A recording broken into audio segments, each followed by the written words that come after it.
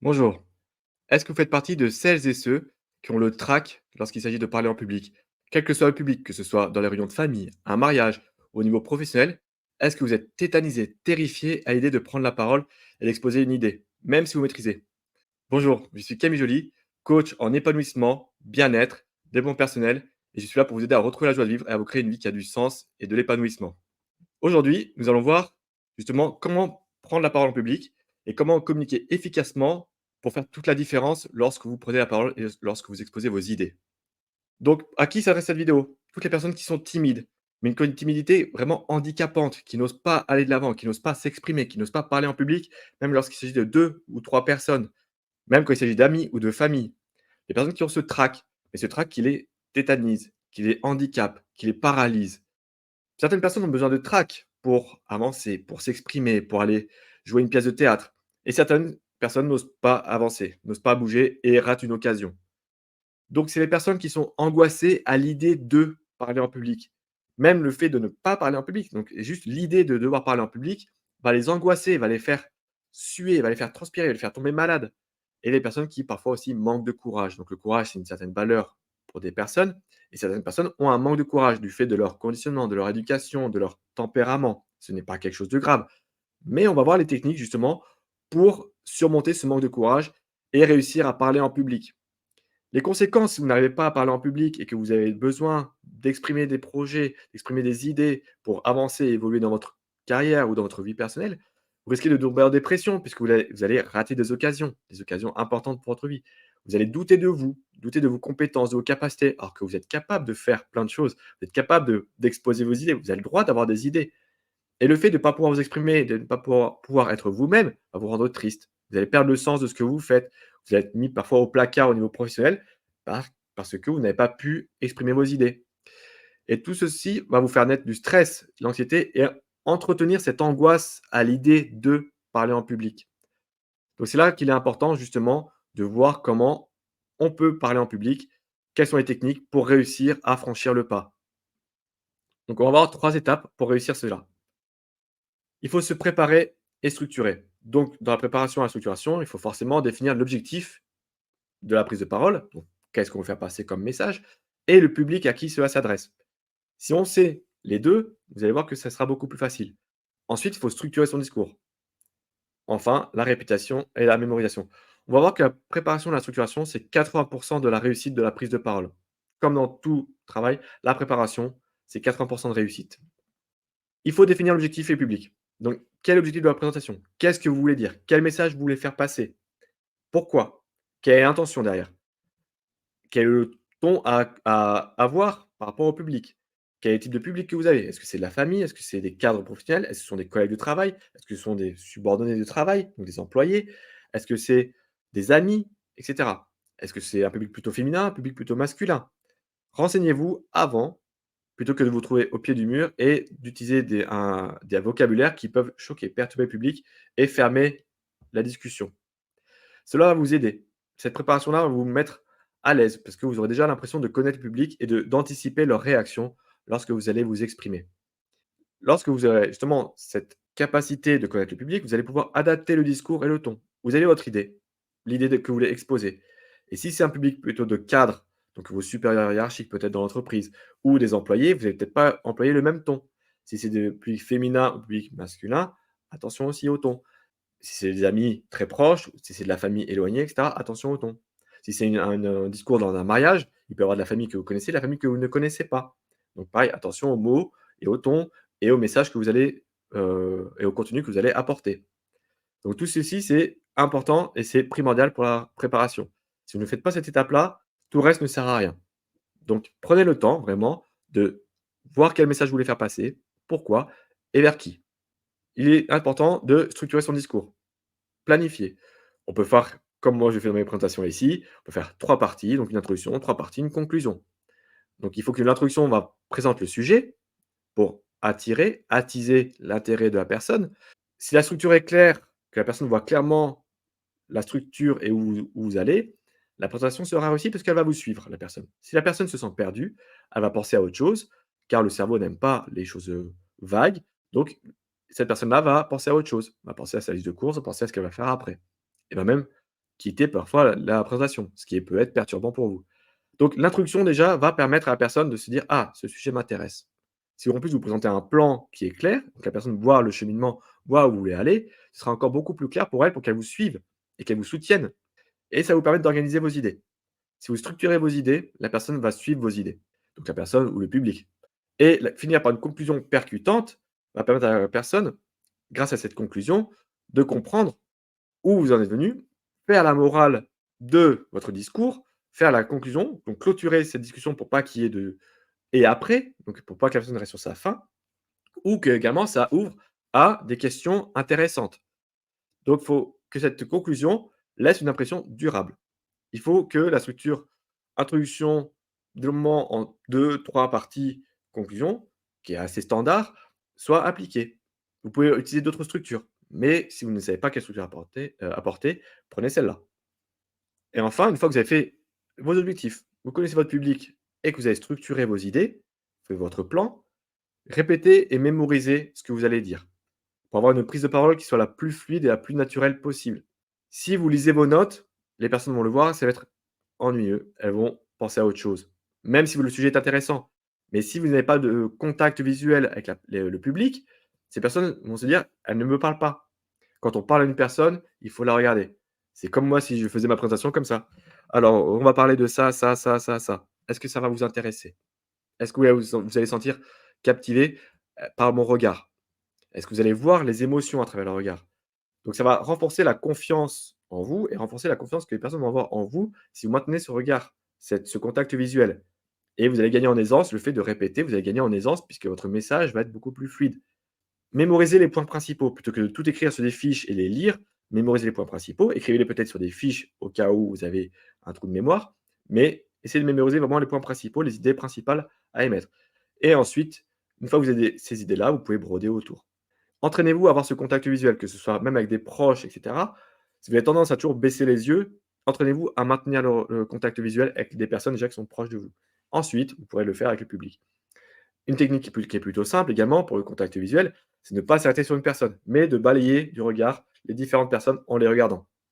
Parce que ça peut mettre mal à l'aise de fixer une personne, donc regardez comment font les professionnels sur scène, ils regardent les personnes autour d'elles. Ils s'adressent même à elles. Entraînez-vous à faire ce type de contact visuel. Une fois que vous avez fait cette partie de préparation, de structuration et d'entraînement, nous allons voir quelles sont les techniques.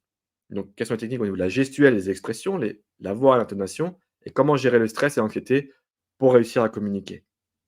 Il faut prendre conscience que la partie gestuelle, la partie corporelle dans un discours, dans une discussion, c'est plus de la moitié du message. Plus de la moitié du message. Et même si on prend, après on va voir avec l'intonation, en fait, il y a 90% du message qui n'est pas lié à ce que vous allez dire. Donc votre non-verbal, votre tenue vestimentaire, vos expressions, vos émotions, votre gestuelle, comme je suis en train de faire là, ici, c'est c'est plus de la moitié du message. Les expressions faciales vont faire naître des émotions, vont transmettre des émotions et le corps humain est très bien fait. Le mimétisme humain arrive à identifier les émotions. Donc les émotions que vous voulez transmettre par rapport à un message, si vous transmettez un message triste mais que vous souriez, il va y avoir une dissonance et la personne en face ne va pas comprendre. Donc si vous transmettez un message triste, ayez peut-être une expression faciale triste, associée et toutes ces émotions que vous allez pouvoir inclure dans vos messages, dans le message que vous voulez faire passer, donc dans le verbal, c'est avec le non verbal, vous allez pouvoir enrichir un discours beaucoup plus riche, c'est fait beaucoup plus humain et les personnes vont encore plus s'identifier et se rapprocher de vous pour comprendre ce que vous voulez dire. Si vous êtes un robot qui ne regarde même pas, qui transmet aucune émotion et que vous transmettez juste un message et ça on en voit des personnes qui transmettent des messages, que ce soit à la télé ou même dans les entreprises, qui font juste lire leurs notes pour faire passer un message. Mesurez l'impact que ça a sur le public. Est-ce que le message serait bien transmis, bien compris? Peut-être que les personnes vont penser à autre chose à ce moment-là. Donc faites preuve dans votre entraînement, également dans votre préparation, à laisser libre cours à vos émotions lorsque vous transmettez votre message. Si vous avez compris le message que vous voulez transmettre, normalement, ça va être assez naturel et plus ce sera naturel, plus ce sera facile à comprendre pour les personnes en face. Ça fait également naître un sentiment de confiance, un climat de confiance avec les personnes, puisque si vous êtes ouvert aux émotions lorsque vous transmettez un message, les personnes vont s'ouvrir également à ce message-là et à vous, tout simplement. Parfois, le regard direct également peut renforcer l'impact. Si vous voulez insister sur un mot, sur une expression, sur un sens à donner, avoir un regard fort et posé peut insister sur le message que vous voulez transmettre. Ensuite, une deuxième partie intéressante dans le non-verbal, c'est la voix et l'intonation. Ça ferait quasiment allez, 40 du message, c'est ça. Donc vous voyez que le voix, l'intonation, si on parle d'un ton monocorde, sans intonation, sans dynamisme, pour transmettre un élan d'encouragement à un public, peut-être un patron qui parle à ses employés, je pense que l'effet ne sera pas au rendez-vous. L'effet attendu ne sera pas au rendez-vous. Il est important justement, pareil, si vous voulez transmettre un message important, que les personnes comprennent bien, comme je suis en train de faire là, de parfois ralentir le tempo, pour vraiment peser tous les mots, comme on fait ici. Parfois, si vous voulez mettre de l'énergie, on peut parler très vite comme maintenant. Si vous parlez tout doucement et que vous dites: «Allez les gars, on y va, on se dépêche, on met de l'énergie, l'entreprise va bien», est-ce que ça vous donne envie? Est-ce que vous y croyez à ce message? Non. Ou si vous y croyez, bah, tant mieux. Mais là, il est important justement de varier le ton, le débit, le volume, pareil pour que la personne ne s'ennuie pas. Si la personne s'ennuie, qu'elle se dit: «Ouh, c'est toujours le même ton» et on ne voit pas justement les différences, il n'y a pas de tempo, il n'y a pas de changement de rythme. C'est comme un match de sport, un match de football. Si les joueurs jouent toujours au même rythme, la défense en face, elle saura toujours à quoi s'attendre. Les changements de rythme, c'est ce qui va permettre justement de déstabiliser, de dire: «Ouh là, il y a de l'intérêt». Il faut maintenir l'intérêt. Le cerveau s'ennuie très vite. Il faut maintenir l'intérêt et souligner les mots importants. Si vous n'avez pas de variation de ton, pas de variation de débit, pas de variation de volume, vous ne pouvez pas souligner l'importance de certaines choses. Et donc les personnes ne vont pas saisir les mots importants, les éléments importants de votre message. Et utilisez également des pauses stratégiques lorsque vous transmettez un message. Les pauses pour laisser la personne assimiler un message, comme je viens de le faire ici. Prenez des pauses pour dire à la personne: «Assimilez ce que je viens de dire».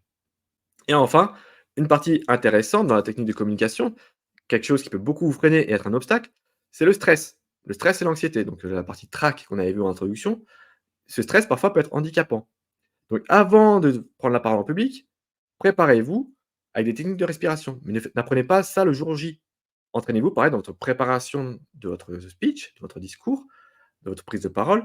Entraînez-vous à faire les techniques de respiration, des relaxations. Quand vous saurez le faire, lorsque c'est plutôt tranquille, plutôt calme, vous saurez le faire au moment voulu, au moment où c'est un peu plus tendu. Donc, des techniques de respiration, simplement, c'est juste des techniques de respiration profondes. Donc, prenez quelques grandes inspirations profondes pour faire baisser la pression. Il existe des techniques de relaxation rapides, express, qui prennent moins de 5 minutes pour faire baisser la pression également. Entraînez-vous à visualiser la réussite, visualiser le discours fait. Qu'est-ce que vous attendez à avoir? Quel sentiment vous voulez avoir une fois que vous aurez fait votre discours? Est-ce que vous attendez à avoir un sentiment de satisfaction, un sentiment de réussite, un sentiment d'exaltation? Visualisez cela, ressentez-le, visualisez ce succès et concentrez-vous sur les aspects positifs que vous allez avoir lors de cette présentation. Vous avez imaginé, vous avez structuré votre présentation, vous avez imaginé le message que vous allez transmettre. S'il y a un but dans ce message, imaginez les conséquences de ce message. Si vous voulez avoir des résultats positifs avec l'auditoire, imaginez-le, visualisez-le, ressentez-le. Et ça vous permet justement d'anticiper et de vous sentir bien avant même de faire le discours parce que vous avez déjà anticipé au fond de vous les résultats et les conséquences. Et le fait de s'attarder sur les aspects positifs plutôt que les aspects négatifs, parce que beaucoup de personnes qui ont le trac sombrent dans la spirale négative en disant: «Je vais pas y arriver, je suis trop nul, ils vont se moquer de moi» et cetera et cetera. Si vous tombez dans cette spirale-là, c'est très compliqué de se dire: «Bah, je vais quand même prendre la parole». Parce que vous avez déjà mis sur vous une épée de Damoclès qui dit: «De toute façon, ça va être nul, ça va être raté».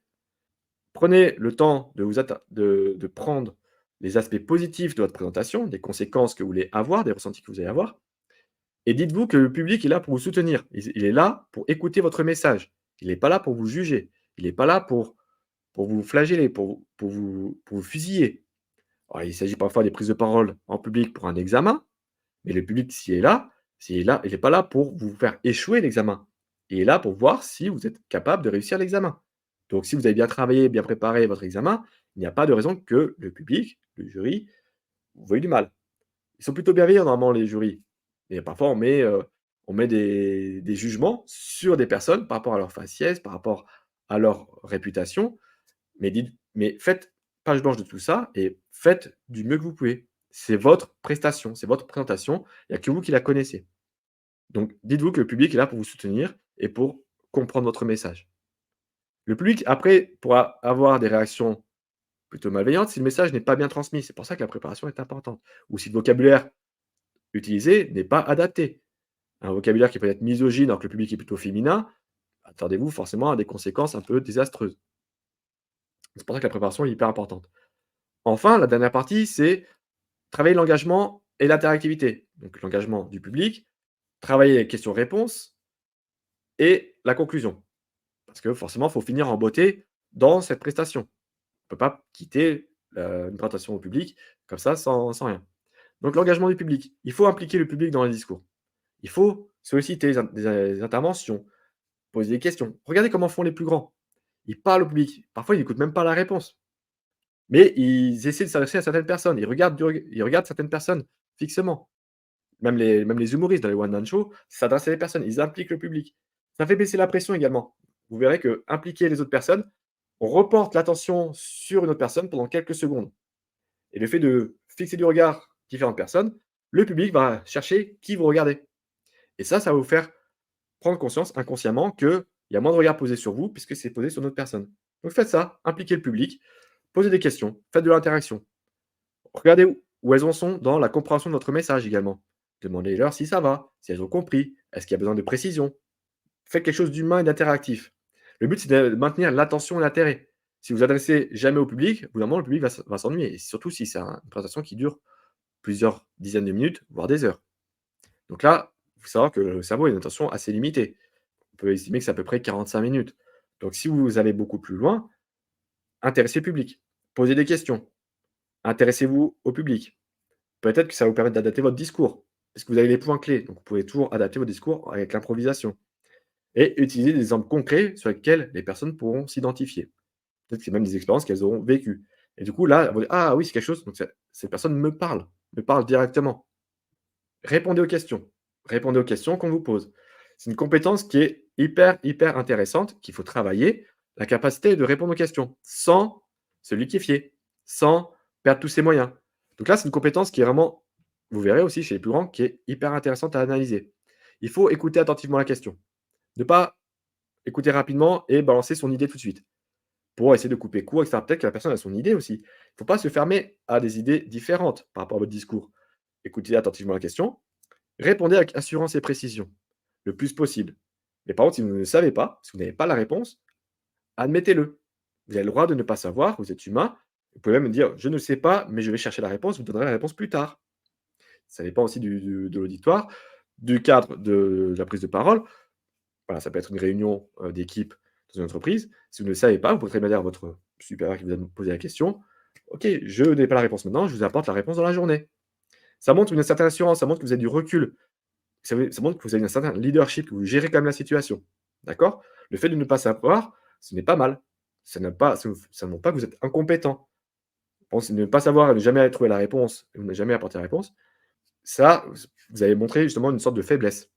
Et soyez ouverts justement à tout ce qui est feedback, tous les retours. Les personnes qui vont pouvoir vous faire des critiques constructives, donc des critiques qui sont négatives, qui sont là pour vous détruire. Ça, pareil, il faut avoir un certain recul pour dire: «Ça ne me regarde pas». Mais utilisez les critiques constructives pour améliorer la prochaine fois. Le but, c'est toujours s'améliorer, d'être toujours le meilleur à chaque fois. Donc la prise de parole en public va vous permettre normalement d'apporter quelque chose aux autres, mais aussi d'apporter quelque chose à vous. Donc cette, capacité de répondre aux questions, c'est une opportunité pour vous d'évoluer. Donc travaillez cette capacité-là, cette ouverture-là, dans la capacité à rebondir, dans la résilience et dans cette capacité à répondre aux questions des personnes. Et enfin, la conclusion. Il faut finir votre speech, votre discours, votre prise de parole par une conclusion impactante. Pour laisser vraiment cette impression durable au public, que la personne, à la fin de votre discours, se dise: «Ah oui, je me rappelle, elle a dit ça, ça, ça», parce que vous avez résumé dans la conclusion. Cette personne, en plus, a été enjouée. Voilà, c'est vraiment laisser cette impression-là. Si à la fin de votre discours, vous êtes épuisé, vous parlez tout doucement, vous dites: «Bon, bah, voilà, machin, nin vous allez la personne va oublier tout ce que vous avez dit avant, parce qu'elle va s'arrêter à la conclusion. On se rappelle plus facilement de la fin d'un message que le début. C'est pour ça qu'en aviation ou même dans beaucoup de procédures, la partie sécurité d'une checklist se fait à la fin, parce que c'est la partie la plus importante qu'il faut retenir. Le reste, on a des vagues idées, mais la partie la plus importante, la plus fraîche, se fait à la fin. Donc la conclusion doit être la plus impactante et la plus réussie possible. Il faut résumer les points clés, parce que la personne justement va repartir avec ces points clés-là. Tout le blabla qu'il y a eu autour dans l'improvisation, dans la structure et cetera, elle va rapidement l'oublier. La personne retient 15 d'un message. Donc réaffirmez l'objectif principal de votre prise de parole, de ce que vous vouliez dire comme message, résumer les points clés, avec toujours un ton assuré, un ton impactant et faites également parfois, s'il y a besoin, des appels à l'action clairs et convaincants. Donc engagez les participants, par exemple, à appliquer un conseil que vous venez de donner. Voilà, des choses comme ça. Mettez vraiment, des actions en disant si vous parlez à des employés, mettez-leur des échéances en disant: «Maintenant, je vous engage à faire ça par rapport à ce que je viens de dire». Comme ça, la personne dit: «Ah oui, c'est vrai qu'il m'a dit ça, donc je vais le faire». Soyez clair et convaincant dans vos appels à l'action. Donc pour résumer, la prise de parole en public, c'est pas quelque chose d'insurmontable si c'est bien préparé. Je rappelle, la préparation, c'est 80 de la réussite de votre tâche, que ce soit une prise de parole ou autre chose. Mais là, on va être sur la prise de parole. Ensuite, on a vu les techniques. Les techniques qui sont liées au non-verbal et au verbal. Et on a vu que le non-verbal prenait énormément de parties du message à transmettre. 90 du message, c'est du non-verbal, que ce soit l'intonation et également l'apparence physique, les émotions, etc. Et ensuite, travaillez avec votre public. Le public, il est là pour vous, il est là pour vous soutenir, pour écouter votre message, travaillez avec lui. Soyez ouvert avec lui, interagissez, écoutez, répondez aux questions et ayez le droit de ne pas se voir. Il faut oser s'exprimer pour réussir à avancer dans la vie. Si vous ne vous exprimez pas, personne ne pourra le faire à votre place. Et en exercice, pour la vidéo d'aujourd'hui, d'écrire 3 expériences négatives et 3 expériences positives de prise de parole en public. Donc quand je dis négative, c'est quelque chose qui vous avait mis mal à l'aise, vous êtes senti mal, des émotions désagréables. Regardez pourquoi. Et pareil pour la partie positive. Qu'est-ce qui a fait que vous avez senti bien, que vous avez réussi, que vous étiez à l'aise? Regardez pourquoi, pour les 2 parties et faites le point sur les parties que vous pouvez corriger et les parties que vous pouvez conserver pour optimiser votre prise de parole. Et je vous rappelle, je mettrai le lien en description que vous pouvez rejoindre mon groupe privé Destination Bonheur pour tous ceux et celles qui veulent réussir à s'épanouir, à retrouver la joie de vivre, à se créer une vie qui a du sens, à se poser les bonnes questions, trouver des solutions à leurs problèmes, que ce soit professionnels et personnels. Et en souscrivant à mon compte et à mon groupe privé Destination Bonheur, vous aurez accès à la masterclass gratuite «Comment retrouver la joie de vivre et se créer une vie épanouissante qui a du sens». Donc je vous donnerai les 3 piliers clés qui vont vous donner des indices pour avancer sereinement dans votre vie. Et je vous dis ciao, ciao, à la prochaine!